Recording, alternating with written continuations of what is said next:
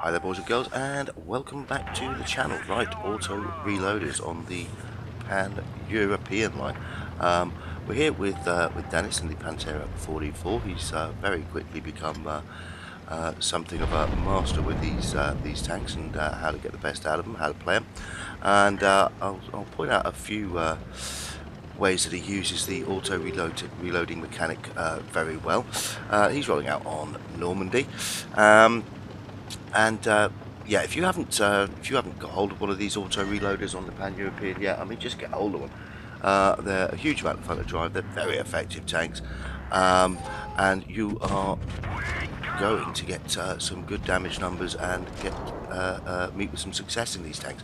And it's a good mechanic to get to used to playing and playing well, purely from the point of view that we're about to get a new line of them. I believe the new Swedish line of tanks on the Pan-European tech tree is also going to feature auto-loading tanks from Tier 8. Auto-reloading tanks, sorry, from Tier 8. So, yeah, certainly a mechanic that is particularly difficult to master, but there are a few subtleties to it, and you see Dennis here use the mechanic very well. Now, the mechanic of the auto-reloading tanks, as you can see, is the shells reload. However, shell number 1 becomes available as soon as is loaded. You don't have to wait for all 3 shells to reload. However, there is a reloading time difference. So shell number 1 will reload more slowly than shells 2 and 3. And you're going to see Dennis use that mechanic a few times here. Now, this is a good example. He could have cleared the tank or fired a little bit earlier there, but he waited for shell number 2 to reload, so that he had 2 in his clip, so that he could quickly clip that tank out.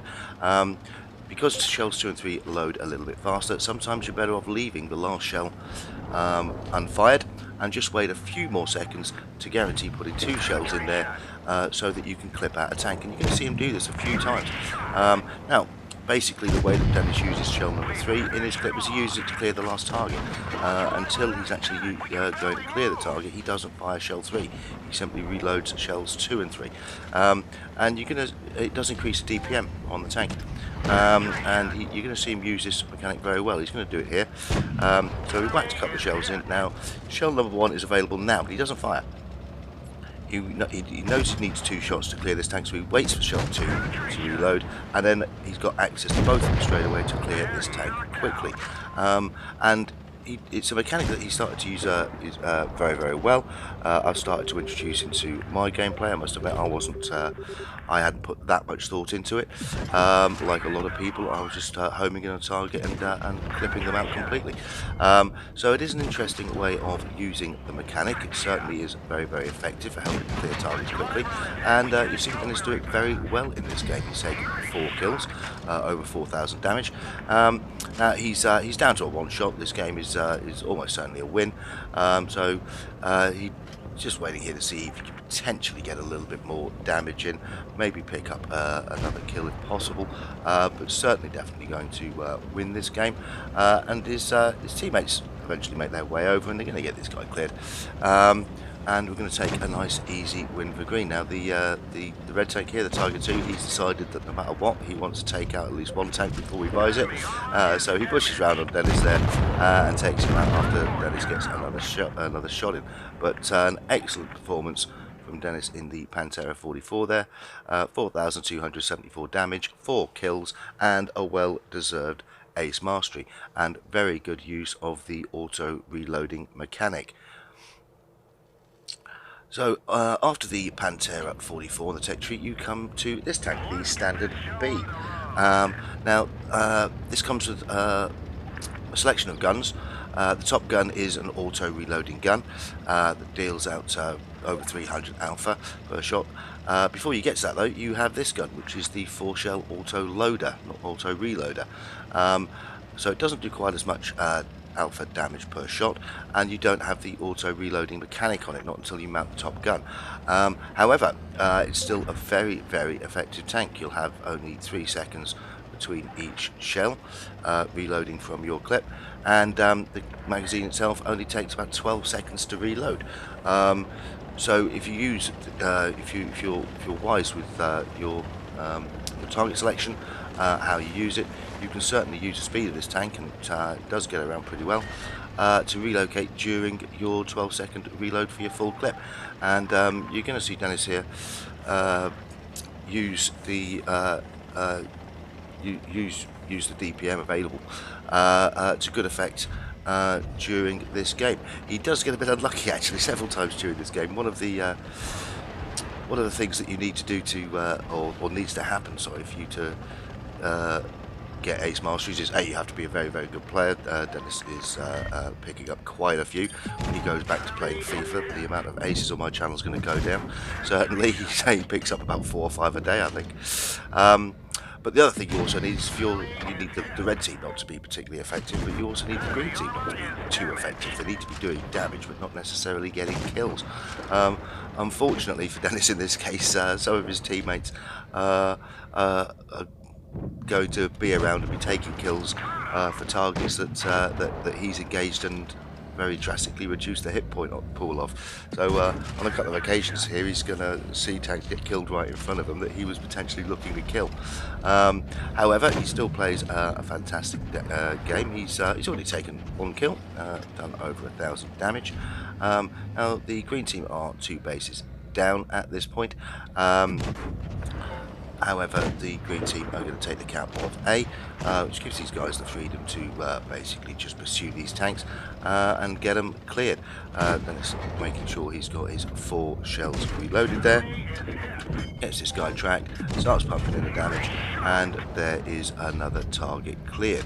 And again, Dennis can be a little unlucky. He's managed to close in on these guys. He's whacking in the damage, and he's unfortunately got to watch while somebody else takes the kill that was in front of him. So, however, he's certainly racking up the damage point, the hit points in this game, and the game is looking very, very good for the green team. We're just going to roll around this flank now and take these guys apart. Again, making good use of the mechanic there, manages to whack all 4 shells into a single target, and then during his reload he's going to use that time, as I say, about 12 seconds to relocate. Fortunately, another kill goes off in front of him there, so he's absolutely determined to get this one. So as he comes around here, quick snapshot through the turret and make sure he picks up kill number 2. So there we have a K91 in front of him, also a dangerous tank with an auto loading mechanic. However, once he's fired his 3, he's got nearly 14 seconds before he's completely reloaded again. So that's going to allow the green team to close in on this guy and negate that armor. Very good armor in the upper plate turret on the K91, not so great in the lower plate, which is why you do need to angle the tank into the side of a building and potentially side scrape a little bit with it. But these guys are doing very, very well. Dennis has picked up 2 kills. He's racked up well over 3,000 damage at this point. Win is absolutely certain. So that's simply a question of trying to get over here, pick up more damage, and pick up this last guy for another kill. So he's got his 4 shells reloaded now, and we're just going to rock up here and get this last guy cleared. Again, he plays this quite cleverly. I sense that Dennis was probably a little frustrated by watching other people kill tanks in front of him, so he's going to make absolutely certain of this one. He reduces this guy down quite drastically, whacks in 3 shells. He holds off firing his 4th shell until another tank has fired, making him a 1 shot, and then Dennis clears him up for the kill. Very good use of the one of the lower spec guns on the standard B, and yeah, what a performance. 4,600 damage, 3 kills. Fantastic game. Picks up a 1st class mastery. And for our last game, right, we've got the tier 10, the Progetto 65, platooned up with Dennis. You can see his action in the top right. He's in the T62, and we are here on mines. And the Progetto 65 is it's almost a litter. It's an excellent tank. I mean, there's absolutely no doubt about it. It's an excellent tank, but it's not quite as it doesn't feel quite as tight. Doesn't feel quite as much fun to play as the other tanks on this tech tree. From what I understand, I didn't have the tank when it first came out. I only got it a little while ago, but since its introduction into the game, it has been nerfed quite a bit. So the armor is not as good as it used to be. Its DPM is nowhere near as good as it used to be. In fact, it's got 1,000 less DPM than you'd be getting out of, or almost 1,000 less DPM than you'd be getting out of a T62 or an Object 140, which is interesting when you consider this is an auto-reloading tank. However, it's still certainly capable of giving the bad guys an infinitely horrible time with the amount of DPM that you're able to throw out if you manage to get your entire clip into one target. So Dennis and I have taken control of this hill area of the map on mines. Managed to lose a couple of shots there. I've noticed that this is what you do with the dispersion. Sometimes you do lose a few shots if you don't wait for it to come down. So now I'm very aware they've got T95 potentially pushing on the right. Now it's going to take him a little while to to get up here. The T95 doesn't do anything quickly. We're still getting to grips with this guy from the red team, and we managed to whack a couple of shells into him, get him reduced down nicely. We're just going to maintain our good position here on top of the hill, and I'm going to pull back here and get ready for what I'm assuming is going to be this T95 coming into view, which is a difficult tank to deal with at times. Very good frontal armour, has a 600 alpha gun on the front of it, so definitely a dangerous opponent. And Dennis and I, and you can see he's gonna come over and give me a hand with this guy in just a moment. You can see he's making his way over from the action in the top right screen there, and we're going to use the high DPM potential of both of these tanks combined to effectively pin this guy down and ultimately take him out of the game. It's not an easy tank to pen, as you can see. I mean, I'm firing heat there and still having difficulty getting a pen through.